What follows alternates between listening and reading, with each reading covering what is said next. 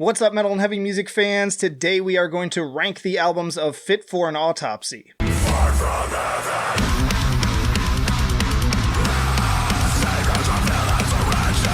Alright, y'all, I have so many new metal tier lists to share with you this year, but let's take a little detour into deathcore this week with, Fit For An Autopsy, and we're going to start right from the top with The Process of Human Extermination from 2011. I think this is the reissued cover too, but as far as the album goes, pretty typical 2010s deathcore album with lots of chug and China cymbal, just the way, old school fans like it. It has some classic metalcore riffing too, alongside the groove-focused stuff, which makes for a nice mixture and some dynamics. Definitely falls very much in line with stuff like Suicide Silence at the time, and even so, though, it still manages to be pretty enjoyable with banger tracks like The Conqueror, The Desecrator. Need to already also hear some mild Gojira influences in the guitar work, like on the opener of The Colonist. Pretty strong beginning thanks largely to strong performances and focus on technicality rather than just breakdowns, which is something that is very important to me. Like, especially within deathcore, it's easy for things to get like really dumb and bland, and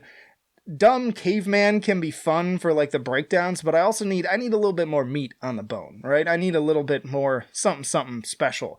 But this album has that right from the beginning, so pretty strong, and I'm going to put this one at A tier. Next up is Hellbound in 2013, and it's clear right from the offset that they're going for a more melodic approach here, but still pretty well balanced with that, again, technical side on the tracks, like especially Still We Destroy and Tremors. At this point, I was already impressed with the consistency. It doesn't feel quite as aggressive as the debut, but there's an increasing maturity going on here, and great drumming too, on top of some of these stellar guitar hooks. And that's pretty consistent. Like, I think as I was digging into this, and especially as we get into the latest album, like the drumming is pretty spectacular in some places. Like, easily a standout performance for me, an element that I don't always pay as much attention to. I'm more of a guitar guy, but it really just like comes to the forefront with these. I'd say the atmosphere also goes up a notch on this one in both the songwriting and production, with tracks like Dead in the Dirt sounding pretty massive, and then the scream along part and groove hits at the end, and it's just a punisher. Another very strong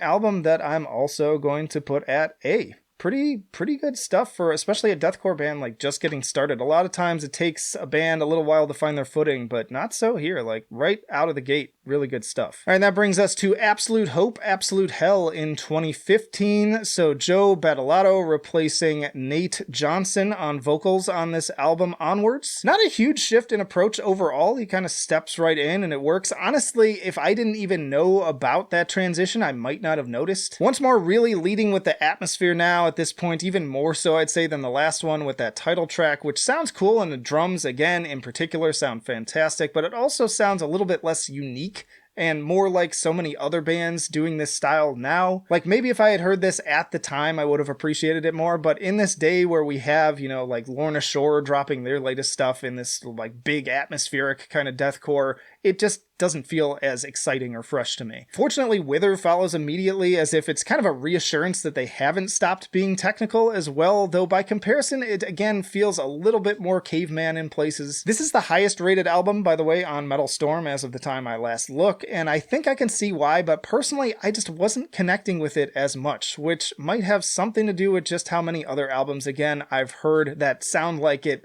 in the current day. Like, there's just so much deathcore now, and a lot of it is just starting to run together more and more, whereas like you've got these standout acts again like Darko and Brand of Sacrifice that are really kind of standing out. They're finding a way to keep things exciting. But this album just feels like it's trying to be bigger, but in the process it just ends up feeling less memorable. Still good with some great moments like Murder in the First, Mask Maker, and Ghost in the River, with some of those later career Gojira vibes coming forwards again. I'm going to give this one a B. Moving onwards, we have The Great Collapse in 2017, and now here's where those Gojira influences really start to take center stage on tracks like Head Will Hang and Terraform. It's unmistakable. Like, if these guys were to say like, oh, we've never listened to Gojira, I'd be like, you're a fucking liar.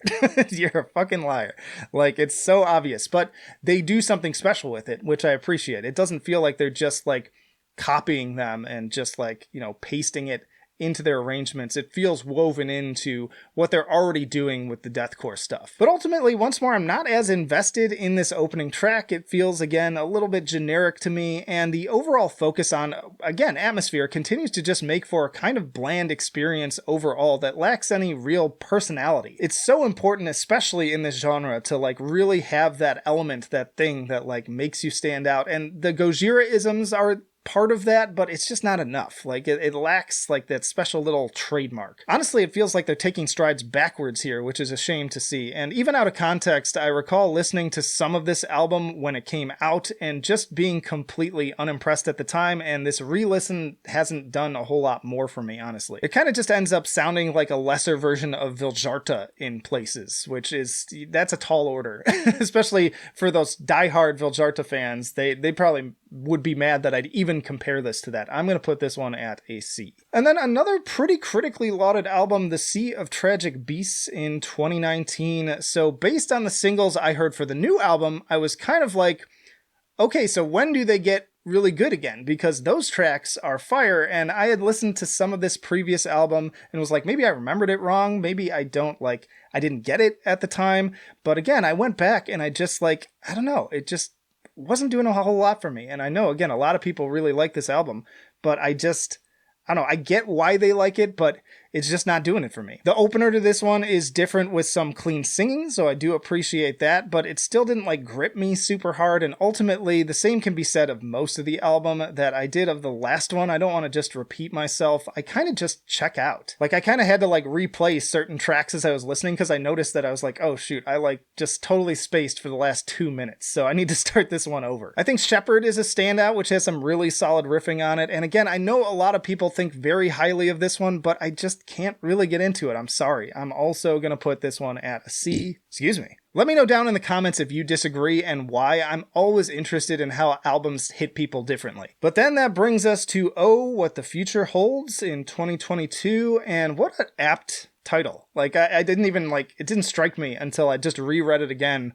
I've read it a bunch of times because I already worked on my full review, but it's a title that could go wrong if you don't deliver, but fortunately, my feelings changed with this new album. It absolutely lived up to the power of the singles and then so much more. Not only do you get songs that rival Gojira's best in Far From Heaven while also delivering straight bangers like Pandora, you also get some surprises along the way that genuinely caught me off guard. I can feel the elements of where they're experimenting and trying new things that they hadn't necessarily done previously, or at least taking those elements and doing them a lot better here. And honestly, it's pretty rare that deathcore albums actually surprise me, but there are several moments on this album that absolutely did, where I actually turned my head and kind of furrowed my brow and was like, oh, what is this? I wasn't expecting that. I live for those moments. That is so important. Again, especially in a genre where it's kind of bloated and there's a lot of competition and everything is starting to sound very uniform. The performances are also easily some of the best in their career in terms of their technicality, but arguably even more impressive is the songwriting, which is pretty diverse and extremely well paced. Start to finish, this is a really good listen, and it was easy to just keep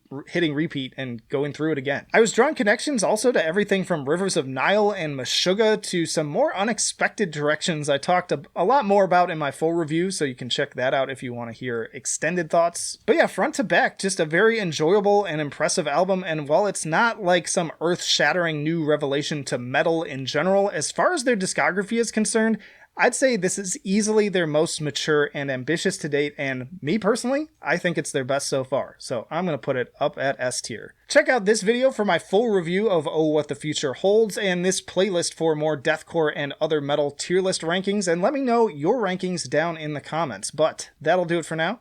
Flight of Icarus signing off. I will see you in the trenches.